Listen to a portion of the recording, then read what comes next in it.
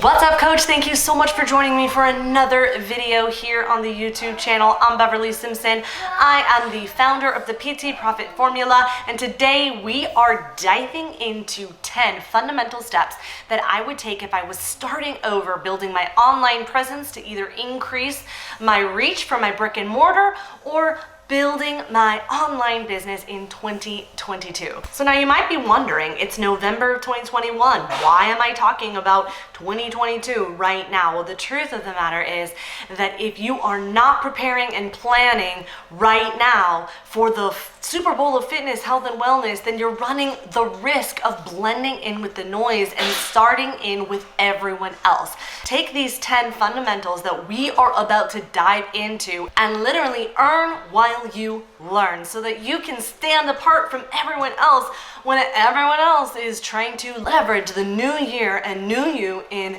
January. Now, chances are, if you're like most people, whether you're starting, struggling, or you're trying to grow, You've probably heard that age-old advice. Just post every single day. Just add a ton of value. Just build know, like, and trust. But that's some of the worst advice that you could get when you're trying to start a business. But I get it. It's not your fault. That's what the industry leaders are thinking about. That's what the industry leaders are pushing. That's what the industry leaders are talking about. But let me ask you, if that were really true, then why does it seem that the success is reserved for the few and most are continuing to struggle? If I looked at the average medium for a personal trainer salary, it ranges anywhere from $24,000 to $46,000 a year, depending on where you live. So if it really was as simple as just post every single day, wouldn't everyone be talking about, oh, just made my biggest month to date, oh, I'm flying my personal jet? No, it's much more nuanced than that. Now, that doesn't mean you don't need to show up, because you can't be the internet's best kept secret if you're trying to grow an online presence or grow an online business. But we need to get strategic in what we need to put together in order to start and grow your business. So let's get started. Number one, get really clear on what it is you want to talk about. Now, most people, they're going to tell you to do some market research and go survey your audience. But that's like asking your kids, what do you want for dinner? And they're going to raise their hands and say mac and cheese and ice cream. So it's a combination of meeting them where they're at, but then also giving them what they need. So get really clear on what it is that you want to talk about. Because when you're building a business, you're going to be talking about this stuff day in and day out. So hopefully you're excited about it. Number two, what is the transformation that you want to provide for your people? Now, most people will tell you to attract people with a problem and sell them the solution. It's not about the solution. People aren't laying awake saying, oh, I just need another membership. No. What we want to sell them is the transformation, the outcomes of what they think is possible when they get what they want. You want to sell them the transformation. The solution is the process. So what is the transformation that you want to provide for your client? Which is ultimately going to shine a light on number three, who is your ideal client? Because when you get clear on the outcomes, on what it is that you want to provide and the outcomes that that's going to bring, then you can start asking yourself, who has that problem? Now, most people, when they're dealing with ideal client, they're going to tell you, go niche down. The riches are in the niches. Now, there's a reason why they say that is because when you can get specific and speak to the specificity of the problem, you do two really valuable and important things. You build subconscious rapport, because when a person feels heard, they feel loved. So when you are speaking to their specific problems, they will lean in and think, oh, this person gets me. And when that happens, it does the second thing, which is, oh, this person gets me, so they must be an authority and know what they're talking about. So people buy from an authority. Now, before you get into your head about that, you are an authority right now to someone else, no matter where you are in your process. Just from the decision that you have made that I am an authority, there's someone who needs you at your current level. So when you can speak to the specificity of their problem, you will unconsciously build a rapport and also demonstrate unconsciously to that person that you are an authority. So you want to get very specific in the problem. That is what's going to connect and highlight the ideal client. Doesn't matter what their gender association is, or their age, or their profession. None of that really matters. You will connect with them through the problem. Which leads to number 4, your messaging. So now people get messaging and copywriting confused because and they're different. So the way that I think of it is copywriting is the language that you use to deliver the message. So think of it like this. If the message was a car, if you needed to go to the grocery store and you needed to get in the car, the gasoline that fuels the car is going to get you there. You can't get to the grocery store on gasoline alone. Copywriting is the gasoline and the car is your message. What is it that you stand for? If someone didn't work with you, what is the legacy? What is the message that you are leaving with them? Now you want to think of your messaging as unique. Now inside my programs in PT Profit Formula, I teach you how to bring out the uniqueness. Because think about it. Could you imagine if Nike didn't come to the market space because Adidas was already here? No, there are 8 billion people in this world. There is someone here for you, and your unique message based on your context is going to connect you with your people, and there are plenty of people out there for you. The messaging is going to help you connect with them. Then number 5, we'll get into the market research. Now we're not gonna do market research the way that most people teach you how to do market research. And I'm not gonna teach you how to go and survey your audiences. Why? Because that's like going into a room, knowing there's cockroaches and turning on the light and all the cockroaches go right? We need to go underneath that. We need to get into their brain and hear and see the language that they are using. Because when you can get into their brain, their thought, that will elicit a feeling.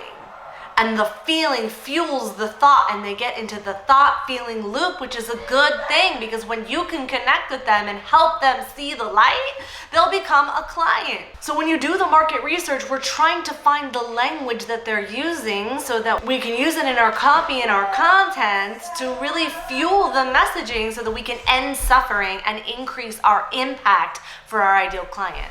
Next up, number 6. So now we know what we want to talk about. We know what the transformation is. We know who we are serving. We have crafted and honed our message, what we stand for. We've done our market research and found the language of our ideal client. Now we get to put together this irresistible, no-brainer offer. Make it so irresistible that they would feel silly to say no.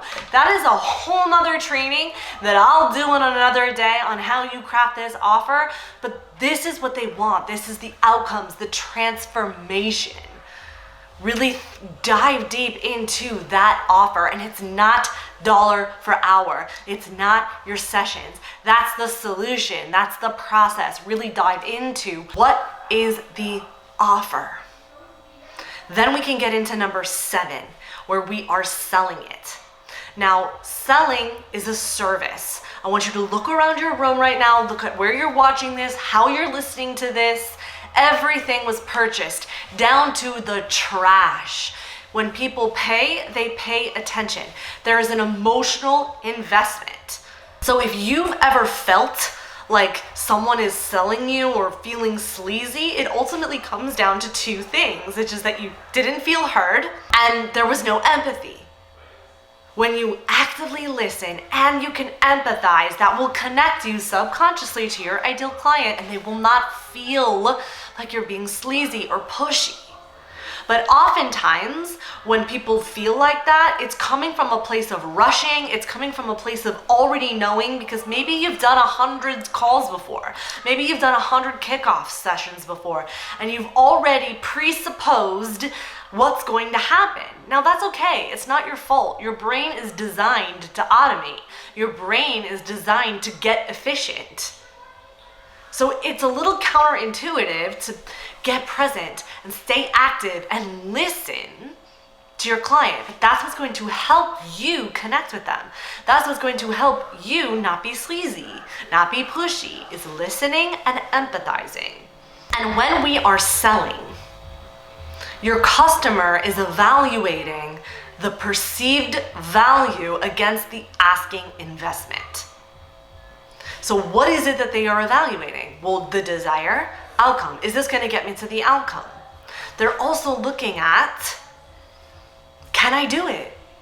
Will I be able to do this? They're looking at time and speed. They're looking for efficient. Fast is better than free. Alex Hormozi, he gives us this awesome example. There's a reason why liposuction is a $25,000 investment and people do it. It's about speed. And then they're evaluating effort and sacrifice. So now something to consider when we're talking about speed. If you've got a program or you're trying to excite somebody who's starting from point A and they're wanting to get to Z, how can you get them excited about point B? Because people will come for content and they will stay for the community. They will stay for micro wins. So how can you get them excited about point B? Then number 8, we need to build the system. We need to build the structure and put together a proven persuasive process in place. Now, what do I mean by that? Because persuasive is not convincing. I'm not trying to convince. I'm not trying to manipulate. There is a desire island that people already want. I'm not trying to create demand.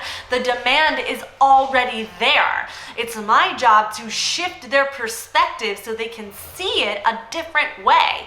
That's what you want to do. You want to help your client who is suffering shift their perspective to see something in a different way to help them get to Desire Island. That is persuasive. That is what persuasive means, shifting the perspective. And when you can do that and put it into a machine that attracts people and turns them into prospects and then turns them into purchasers, that machine, that system, that type of structure will help you scale. And that is what and what I mean by scale is grow and help you to take yourself out of the business, which is going to help you get back your time and build true wealth and true richness, because you'll be able to not just live in your business trading dollar for hour. That is a fast race to the bottom, trading dollar for hour, because there are only so many hours in the day. But when you have this system, this structure, this machine in place, you will get more freedom in your time and generate more revenue. Then number 9, measure your KPIs. So business is simple. It's not always easy, but it's people, turn them into prospects, and then turn them into purchasers. And each phase of this customer journey, of this experience, which isn't about know, like, and trust, by the way, it is about the ladder of believability. A customer, they go from never hearing of you before to becoming a customer when they go through this ladder of believability. And it's not about know, like, and trust. And what that means, because think about it. Could you imagine if you went to the grocery store one week, you got the groceries that you needed, and then the next week they closed their doors and said, oh, sorry, we're building know, like, and trust. Remember, if everything that you have purchased in your life, chances are you bought it when you discovered you had this problem and you needed it and you needed it now. The ladder of believability is going from believing in you. Believing in you, that can also, so that's the know part, right? That is the trust part. And that trust can come from borrowed authority. You could have a recommendation from a referral and someone now automatically trusts you because you have borrowed authority. So they need to believe in you. They need to believe in your offer, that your offer is the solution that they need to their problem. They need to believe in themselves. Most people miss this. They need to believe in themselves that they can do it. And then they need to believe that they need it now. And when you can carry them through that customer journey, you will take them from never hearing of you before to becoming a customer. And so in order for you to know if you're moving that dial or where you are in the process, you need number 9, which is KPIs, your key performance indicators. And look at the metrics that matter, that indicate whether or not you are moving the dial. Now, each phase is going to have different KPIs. That is going to depend on where you are in your business. And the good news is that you get to set them for you. How do you know when you are moving the dial? And moving the dial to growing your business at every phase. Now, most people, they just want to focus on the number of followers, but you can leverage your current network that you have right now. Because if you're only focusing on the number of followers or the audience or the people looking at your stuff, but you don't have the back end, you don't have the system, you don't have the offer in place, that's like trying to fill a bathtub up with water without plugging up the drain, or trying to fill up a colander, fill it with water. But I probably don't have to tell you that that's just not going to work. The same thing is true inside of your business. So put those KPIs in place, measure it, and then we can do number 10, which is assess. Marketing is guessing, testing, and assessing. Assessing what's happening against the metrics that matter. This is going to do 2 powerful things for you. It's going to help you separate yourself from the outcome because there's going to be results. What happened? Those are the facts. Then we can look at the performance. But when we don't have these numbers in place and we don't know it, it becomes easy to personalize what the results. And we make those results mean something about us. And then we start to feel bad. And when then that starts to happen, then how are you going to be able to continue to grow your business? But when you know the numbers, when you can look at the metrics that matter, and you can fuel your machine, then you can start taking a look at how can we increase the performance and grow.